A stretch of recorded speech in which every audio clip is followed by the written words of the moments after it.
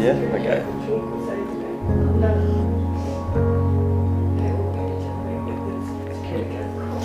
Thank you. Let's do this one again. Well, we may as well try to meditate while we're doing this then, eh? So, Yeah. to center. And we'll just breathe in and out. And my pressure in my head. Yeah, I bet it's pumping right now, eh? So just... You just need to center. Yeah, just yeah. It feels better when it's on my back of my neck. It does? Yeah. It's just... it's constantly. Thank you, hon. Oh, wow. Oh. Come back. Come back. Sorry.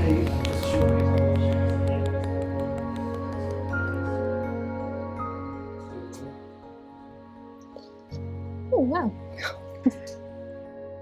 I'm in this bind because I want to just hug you as a mum, as a Kiwi mum.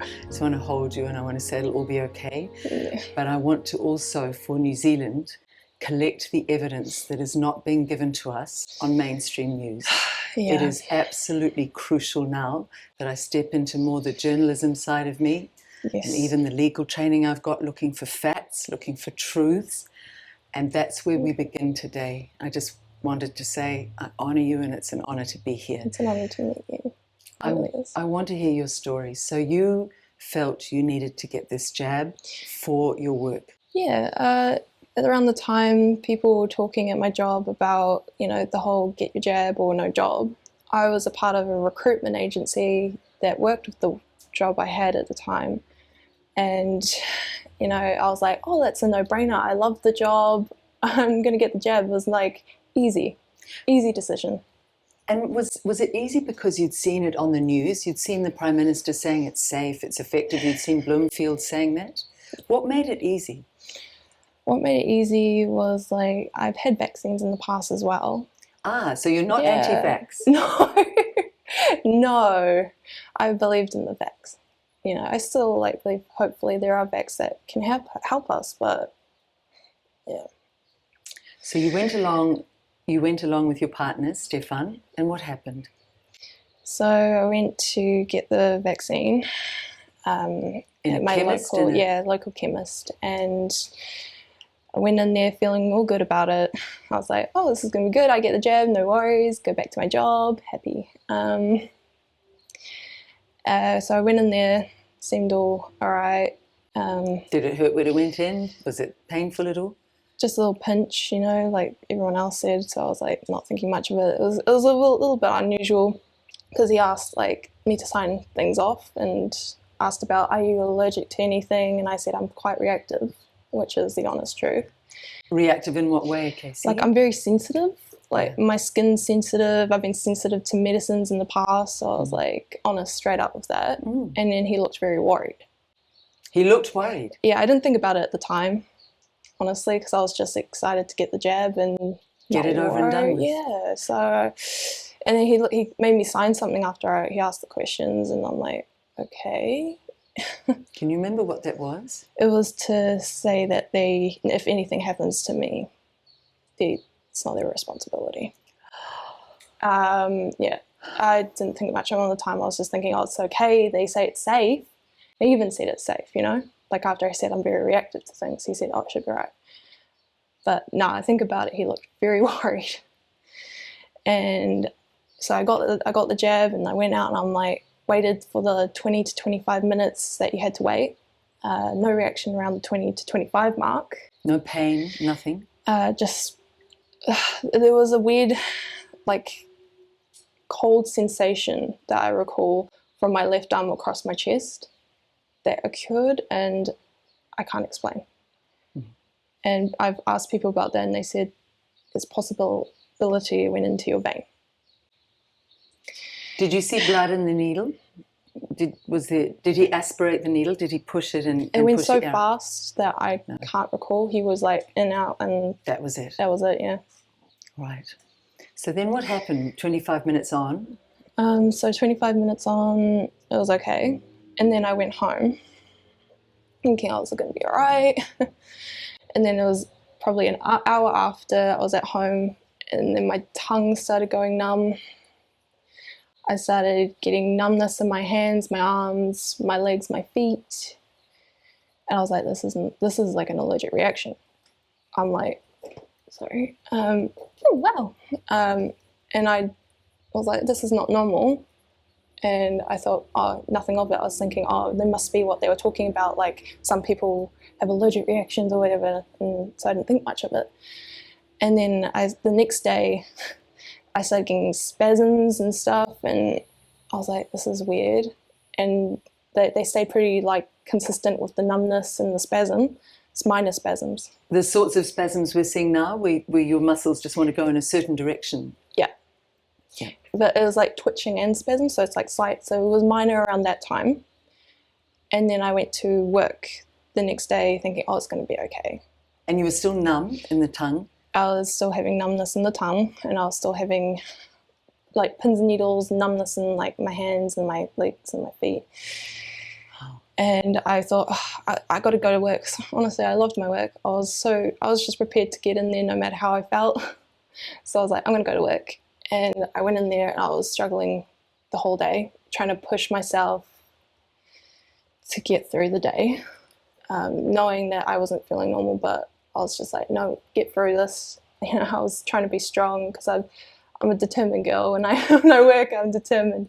But it wasn't. Were the spasms coming more and more frequently? Yeah, they were gradually getting worse, yeah. It wasn't until Tuesday, the next day after that, on the morning, that it got really, really bad. In what way, Casey? I couldn't lift anything. I couldn't walk. Hardly could. So. Oh. Sorry. So you got out of bed and things just felt paralyzed? Yeah, from as soon as I woke up, and I pushed myself to go to work either way, 'cause like I said, I loved my work, and I was just... And I got there, and I just couldn't push myself. I couldn't walk. I had to limp my way to the supervisors, and I was like, there's something not right. And what did they say? They questioned, like, well, what's wrong? And I said, I had the injection not that long ago, and things have been gradually getting weirder for me and painful. And they're like, we've been hearing things, you know? And I've been like, God. And so I had to go home. Sorry. Were they concerned? Were they saying other people in your job were showing these sorts of symptoms? They said they heard of other people that had reacted to the jab. And were they concerned to help you? Were the employers concerned? Because they had encouraged the jab, hadn't they? Yeah, they're the ones talking about it. They said to me just to go home, and that's the last time I talked to them. You haven't had calls or follow-ups or anything? Only from my recruitment agency, not from the job that I left, no. And they were the ones who encouraged it? Yeah, there was talk of encouragement, so yeah. And do you want to say the name of your work? No, because I did love that job. I really did. Casey, your courage and your loyalty. I'm sorry. So you come home and then you know that it's getting worse. How are you feeling emotionally now? How are you feeling confused. Yes. I was in pain, and I was like, going through my head, like, what could have triggered this? You know, I didn't just like straight away. I was like, was it definitely the jab? I was going through everything it could have been, but it was the only thing around the time that would have caused it. Well, I have to ask, have you ever had a reaction to vaccines before like this? Not like this. What sorts of reactions have you had before? Probably like really sore arms. So like, you know, when people get like that really sore arm for a while, yeah, stuff like that. But not the paralysis and not the sudden jerking movements. No.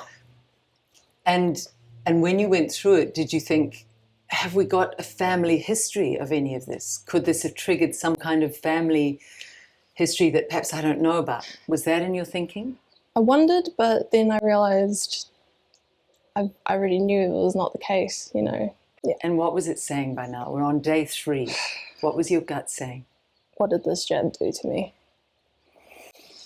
It's literally what it said. And then what was happening with your heart? Because the heart is often implicated in this. Were you having palpitations at all? Or what were you feeling in your heart? Well, it wasn't until, because it gradually and gradually got worse over a month. Over a month. You stayed home, so day 3 you come home, you stayed home. Did you just take time off work? You said, I'll take time off, or what happened? We had to go to the hospital on the 29th of September. Mm-hmm. So I had the jab on the 25th, and I went to the hospital on the 29th when it just got to a point I couldn't even move at all. Because until then you were hoping it would get better, you were hoping it would pass. I thought so, yeah. Right. They said 48 hours and it should be all right. Had you called anybody before then? Had you called any professionals or any health line or any government line? I believe we called a health line for answers, and I think they told us to go to the hospital. Right. Yeah. Okay, let's take the next chapter of this nightmare for you. What was it like when you went into the hospital? How were you treated when you first said, I've had the jab? Not good. So we got a little bit mixed around, so we had to go to a different doctor. So we went to North Shore and they told us to go to a doctor's around Smells Farm to go talk about it, and we saw this doctor and he did a few tests, and he was the one who initially said this is caused from the jab, and he had put it down. And why did the North Shore Hospital not do that testing? Why did they send you away? Do you have any idea? Honestly, I don't know. Casey, were they compassionate when you said I've had the jab and within an hour this began to happen? Were they interested? Were they engaged? No. They treated me like I was crazy. It wasn't until the second time I went there that I realized that they weren't going to take me serious. Treated you like you were crazy. This is completely beyond the ethical lines of any medicine we've had in this country.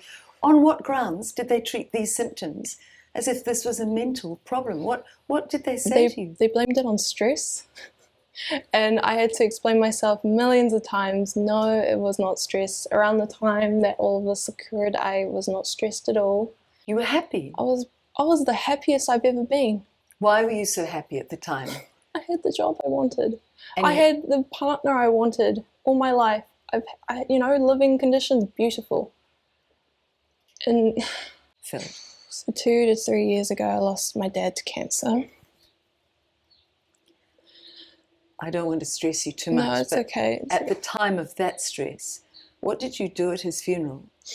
I sang for him. I sang for him in front of everyone because it's, as I promised I would sing for him. When I saw him and lying in that coffin, I said, I'm going to sing for you, Dad. That is one strong woman. And you never had any of these symptoms at that time, am I right? No, not at all. And you were going through enormous stress at that time. That was the worst stress I've ever felt in my whole life. It's really, I don't want to stress you more, so we'll leave that there, but the point is made that this is not, in your mind, in any way, at all possibly related to stress. No, not at all. So this is what they did. They said, you're just stressed, you're emotional. In what other ways? What was the reaction? Can you remember from some of the doctors when you said, I know it's the jab? Did they ask a question? Are you okay to continue? Yeah, I'm okay. I'm okay. We can stop anytime you want. I'm okay.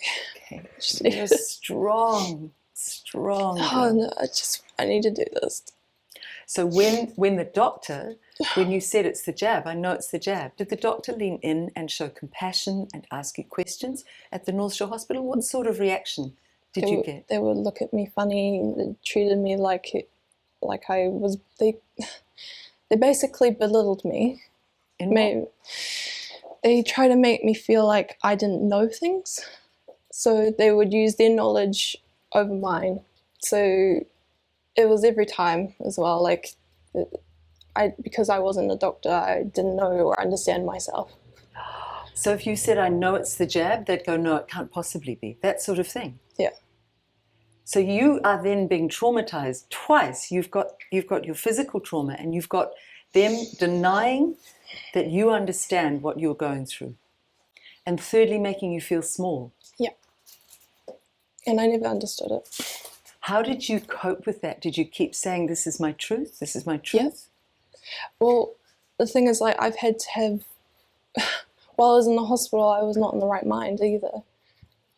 I was having like comprehension issues. I was having vocal tics that come on and off in waves. I literally was finding it difficult to communicate to them the whole time. And instead of a short interview and compassion for you, you were being subjected to interview after interview, were you? Yeah. It was like I tried to explain to them I'm struggling to understand. They wouldn't listen. They said, oh, you can talk, you're fine. I was like, I need someone, to help me. I need someone to be there like my partner, to be there for me to be able to tell you what's going on or to be my ear. It wasn't, I believe, apologize, my memory is bad. The fourth or the fifth time, there was a doctor who I talked to, and I said, and I was by myself that time as well, and I said, I've been feeling very dismissed, and I was struggling at the time to talk and trying to explain myself properly with words. And I said, I've been feeling very dismissed by doctors. And he said, no, that's not what they've been trying to do. And then he tried to explain, himself and his colleagues away. And I'm like, that's not my experience. And then I asked if I could have a call, which the nurses said I was allowed to. They said I was allowed to do this. I said, can I call my partner right now so he can be an ear for me? He denied me twice. So you were put through all of this. Are you okay? Yeah, okay. You were put through all of this on your own. Oh. So when they came out to get you, they wouldn't let Stefan, your partner, go with you? No. And not even a phone call. This is absolutely unheard of. Yeah. I was confused. I was like, what's going on? Why are you treating me like this? I couldn't, I couldn't comprehend around that time. But it wasn't until after I really thought about it or try to remember. I was like, Casey, it's absolutely shocking. Even somebody who's been arrested for a crime is allowed a call. And you are needing help. So was there any compassion at all that you came across in North Shore Hospital? Only from the nurses and orderlies. But they're not the ones that are doing the assessments, are they? Not really. It's the doctors who should be the ones that are listening. This is utterly shameful. Would you be willing? We're going to start keeping records of defalcations of doctors who are acting absolutely against the Hippocratic Oath. Yep. Would we be able to take a written statement from you eventually about this? Yes. Because we need to start building these piles, compiling these files. Yep. And we will make sure when this government is gone that those doctors too are held accountable. They must be held accountable. I agree. So it's a warning to all doctors, stop behaving like this to any future people. Yes. So you would stay in there. What was it like at night? Were they kind to you, or were you having problems getting Stefan in, or your mother to come and see you? What was it like? It was so isolating. I know COVID and rules, but it was hard to get help. I understand, don't get me wrong, I understand it's been hard times for everyone. I was very understanding with that, but I even asked, I'm like, I'm struggling to even walk right now. I need someone to help me, but they pushed me to try and walk for myself a couple of times while I was in there to get to the toilet. Okay, I really had to push to get what I needed, which I didn't feel was right, especially that's a lot of, pressure onto someone who doesn't need that. Absolutely. And then what's happening physically with you during this time, because all this stress would be increasing. The symptoms. The only stress I really had was at the hospital, to be honest with you. The only stress. When I'm at home, I'm so at peace. So at peace. Casey, were they giving you any medications that helped? Were they giving you anything that slowed down these muscle spasms? Nothing. They would give me medications for psychological issues like schizophrenia. Have you ever been schizophrenic? No. No. Why on earth would they do that? What did they say when they didn't really explain it. They didn't tell me. They just said, just give you these meds, and I was like, okay, thank you. That was one of the first or second times I went there. And they gave me the meds, and I was like, okay. And then it wasn't until later that I found out it was what it was. And what was the effect of those meds on the condition that you were going through? Well, they made me feel nauseous. They weren't helping at all. I was just feeling sicker and more weaker. And these spasms were building up more and more? Yeah. And yeah, it was just gradually getting worse and worse, and no help, and constant going to the hospital, seeking that help, but not finding it at all. Casey, I really need at this point, I really need you to tell me what you would want to say to a Prime Minister who is going out day in, day out, telling Kiwis this jab is safe and effective. From your experience of it and of the hospital, maybe we'll save that, a message to the doctors, but let's talk to the Prime Minister. What would you say to Jacinda Ardern? Can I look at the camera? Yes. Why? We are hurting. We are here. Sorry. Listen to our voices. We are here. We need help. And all you do is turn a blind eye. Please answer. Why? If I have to stand strong for others, I will. Listen to me. I'm a human. We are human. We are hurting. And we deserve compassion. This division will not help us. It will harm us. Help us. Casey, you're extraordinary. I just needed to say that. I'm sorry. It's beautiful. And what would you say? What would you say to the doctors? What would you say to the doctors? Can you speak down that camera again to them? Or do you want to stop? Is it enough now? I can try. Okay, try. We are your patients. We are people. You took an ethical oath to help us. You took an oath to help the weak, not to turn your backs, not to turn your eyes away. We are injured. We aren't just bodies. We are people. We are souls that need to be heard. Please listen. Take us in. Don't look at us like we're crazy. Look at us that we actually need help. I send love to all. We're going to finish on the symptoms you have so people know. Here we are from mid-September right through October. You've been suffering like this. Yeah. It's coming up for mid-November 2021. Tell me what your life is like now. I'm in constant pain. I can't walk without pain, like stabbing feelings in my legs, constant. I have numbness throughout my body. I get agitation and restlessness where I have to continuously move like this. I have tics and, spasms in my neck. So they're not tics, they're spasms. I have vocal spasms, or whatever you want to call them, that are continuous.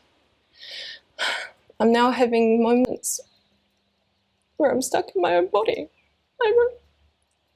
I'll have moments where I can't move, and I don't know what they're called, silent seizures. What are they? I don't know, but the doctors won't tell me. I'm stuck in my own head. I can't escape.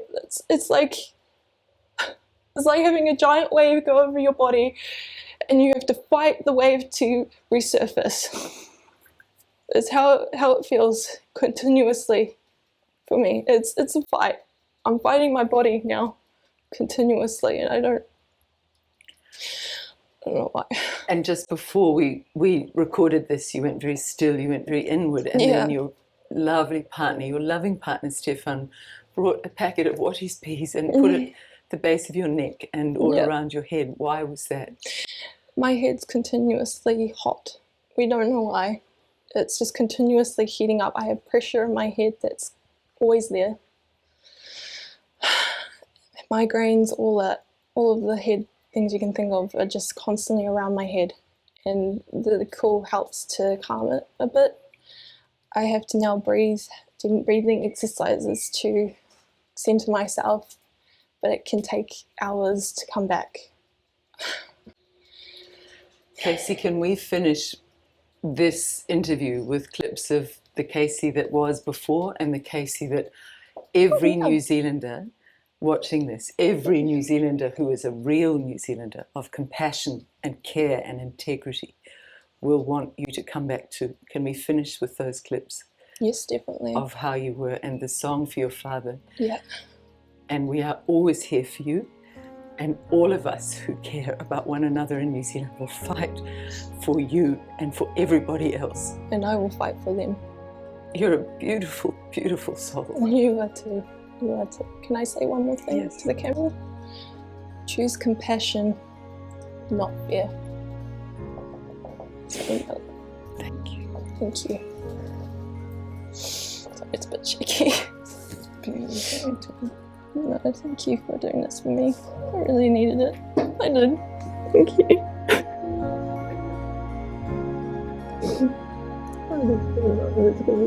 Yeah, no, anyone could do this. I know.